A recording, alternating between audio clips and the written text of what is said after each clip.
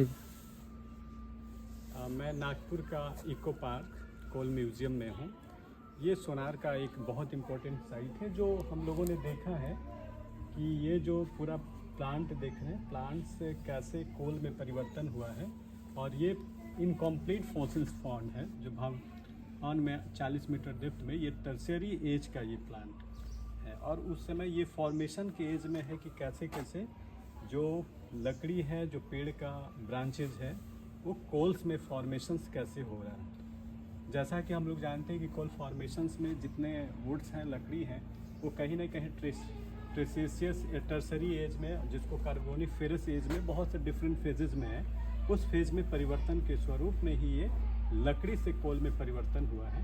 तो ये फॉसिल्स, ये it is example of that point कि हम लोगों ने इसको देखा है।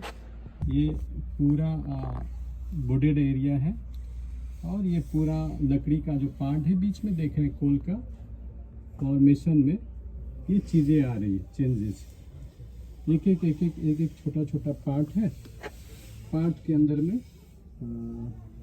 ये it is very good example to see how that coal is being formed here during that tertiary periods, and this is already stored. This fossils is being stored here in the eco park at the Nagpur in Maharashtra. So this is one of the good also. This is very wonderful museum. This is very wonderful museum. And we have seen here. And this museum is very good to see this. So this is very fun. This is very wonderful museum through which I am just trying to explore different coal aspects of this area. You can see here different types of coal here. This is lignite coal, जो यहाँ पर lignite coals का formation है, और ये पूरा Coles बनने की प्रक्रिया को समझाया गया है, कैसे कैसे कोयल बनने की प्रक्रिया वनस्पति में होती है, चट्टानों के अंदर।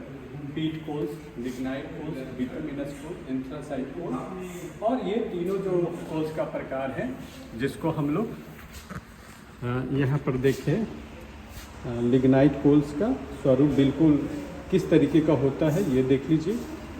पीट कोल्स जो अभी हम लोगों ने फॉसिल्स को देखा है वो है, ये पूरा टाइप्स ऑफ कोल से, और ये एंथ्रासाइट कोल से, पूरा किस तरीके का एंथ्रासाइट कोल से ये इस म्यूज़ियम में, और ये आपका बिटुमिनस कोल से। बिल्कुल इस प्रकार से आप पूरा म्यूज़ियम को हम आपको एक जगह और लेके चलते हैं, जो आप देख सकते हैं कि माइनिंग प्रक्रिया किस तरीके से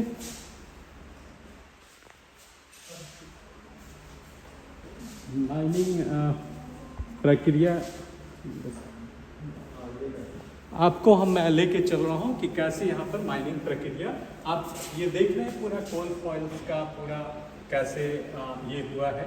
तो इस म्यूज़ियम के अंतर्गत हम लोग देखिए, आइए आपको मैं दिखाता हूँ। ये डिफरेंट टाइप्स की माइनिंग एक्टिविटीज को इस कैमरे में दिखाया, मतलब पिक्चर से दिखाया गया इस म्यूजियम।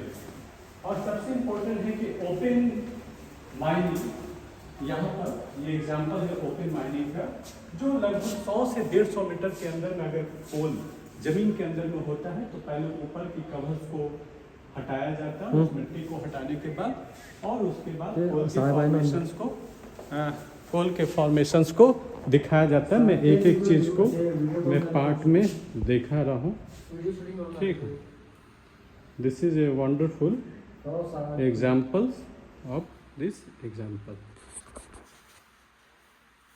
तो ये चीज़ें हैं। मैं अब अपना लेक्चर्स को यहाँ कंप्लीट करता हूँ। ये वीडियोस पूरा शूट आउट 4 करोड़ वर्ष पूर्व हमारे सौर मंडल में पृथ्वी का निर्माण हुआ।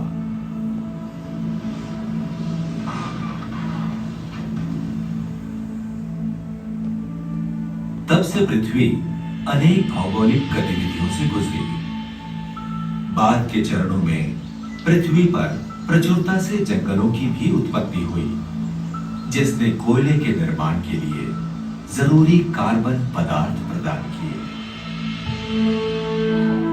आधुनिक युग में औद्योगिक विकास के लिए जरूरी ऊर्जा स्रोतों जैसे पेट्रोलियम, लिग्नाइट और जैविक ईंधन के साथ कोयला भी महत्वपूर्ण है। इसे काला हीरा भी कहते हैं। अकेले कोयले से वैश्विक विद्युत का 1/3 निर्माण होता है, जबकि भारत में लगभग 2/3 ऊर्जा का निर्माण होता है। पृथ्वी के भूवैज्ञानिक इतिहास में कोयले के निर्माण में 2 महान युगों को जाना जाता है। पुराना युग 225 से 345 मिलियन वर्ष पूर्व के कार्बोनिफेरस से लेकर पर्मियन काल तक फैला हुआ है। उत्तरी गोलार्ध में उत्तरी अमेरिकी यूरोप के कोयला संसाधन कार्बोनिफेरस अवधि के हैं। वहीं दक्षिण अमेरिका, दक्षिण अफ्रीका, भारत, ऑस्ट्रेलिया और अंटार्कटिका के कुछ हिस्सों के कोयला संसाधन पर्मियन युग के हैं, जो 190 से 225 मिलियन वर्ष पूर्व का है। कोयला निर्माण का दूसरा युग, जो गुणात्मक रूप से कम महत्वपूर्ण है, लगभग 135 मिलियन वर्ष पूर्व प्रारंभिक क्रेटेशियस में शुरू हुआ और 2.5 से 65 मिलियन वर्ष पूर्व तृतीयक अवधि के दौरान अपने चरम पर पहुंच गया था। लगभग सभी लिग्नाइट्स और पीट का निर्माण इसी युग में हुआ है। पत्तियों के टुकड़ों या पौधों में कोयले का बहुत पतला टुकड़ा होता है। रासायनिक विश्लेषण पर कोयले का एक टुकड़ा लकड़ी की तरह हो जाता है। यह साबित करता है कि कोयला पौधीय सामग्री से बना है। लेकिन लाखों साल पहले कोयले का निर्माण कैसे हुआ? यह एक दिलचस्प कहानी है। एक सिद्धांत के अनुसार कोयला बनाने के लिए वनस्पति जमा होकर C2 में बदल जाते हैं, जिसे आमतौर पर इन C2 सिद्धांत के रूप में जाना जाता है।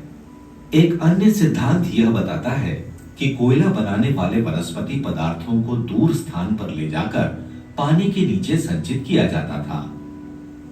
इसे बहाव या ड्रिफ्ट सिद्धांत के रूप में जाना जाता है। संचय प्रक्रिया के दौरान रेत और मिट्टी के न्यूनतम मिश्रण के कारण इन C2 मूल का कोयला बेहतर गुणवत्ता वाला होता है। लेकिन एक स्थान से दूसरे स्थान तक परिवहन के दौरान रेत और मिट्टी के मिश्रण के कारण बहाव मूल के कोयले में उच्च खनिज पदार्थ होते हैं। यूरोपीय और अमेरिकी कोयला खदानें मुख्य रूप से इन C2 मूल की हैं, जबकि भारतीय प्रायद्वीप कोयला खदानें ड्रिफ्ट मूल की हैं। यदि कोयला सतह के काफी करीब है, यानी 150 मीटर या इससे कम गहराई है, तो खनन के लिए खुली खदान की पद्धति का उपयोग किया जाता है। खुली खदानों के लिए कोयला मोटा और क्षैतिज रूप से फैला हुआ होना चाहिए। इस पद्धति में चट्टान और मिट्टी की भारी सतह, जिसे आमतौर पर ओवरबर्डन के रूप में जाना जाता है, उसे पहले मशीनरी द्वारा हटा दिया जाता है। कोयला सीम के सामने आने के बाद मशीन द्वारा सतह को साफ किया जाता है। ओवरबर्डन और कोयले की सीम को विस्फोटकों के माध्यम से तोड़ा जाता है। अंत में टूटे कोयले को परिवहन के डंपरों में लोड किया जाता है। जब कोयले की सीम की गहराई और मोटाई ओपन कास्ट खनन के लिए उपयुक्त नहीं होते हैं, तब भूमिगत खनन से कोयला निकाला जाता है। भूमिगत खदानों में आमतौर पर विस्तृत परिवहन प्रणाली होती है। भूमिगत कोयला खनन के 2 प्रकार हैं, बोर्ड एंड पिलर और लॉन्ग वॉल। अब तक भारत का लगभग 96% भूमिगत उत्पादन खनन की बोर्ड एंड पिलर प्रणाली से होता है। इस प्रणाली में कई समांतर एवं क्रॉस गैलरी का निर्माण किया जाता है, जिससे चौरस आकार नुमा कोयले के पिलर्स भूमि के अंदर बन जाते हैं। इस प्रणाली को डेवलपमेंट कहा जाता है। डीप पिलरिंग 2 प्रकार से की जाती है। एक केविंग, और दूसरा स्टोविंग है। केविंग प्रक्रिया में छत को गिराया जाता है और स्टोविंग प्रक्रिया में कोयला निकलने के बाद में खाली जगह को रेत से भरा जाता है। प्राचीन समय से ही इंसान ने कोयले की उत्पत्ति को खोजने और समझने की कोशिश की है। ये एक ऐसा खनिज है जिसने मानव सभ्यता के विकास में एक महत्वपूर्ण भूमिका निभाई है। इन बहुआयामों पहलुओं के माध्यम से देश के विकास में वेस्टर्न कोलफील्ड्स लिमिटेड कंपनी हमेशा प्रयत्नशील। ये लोग पानी सुविधा है अंदर, हाँ हाँ सुविधा हर चीज का है, पानी है, वगैरह हवा सब है। ओ, ये सारी व्यवस्था है।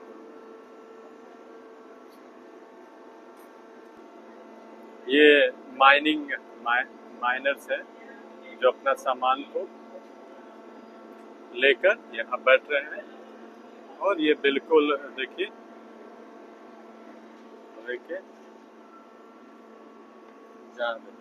ऊपर लगेगा वो हाथ हो जाते हैं।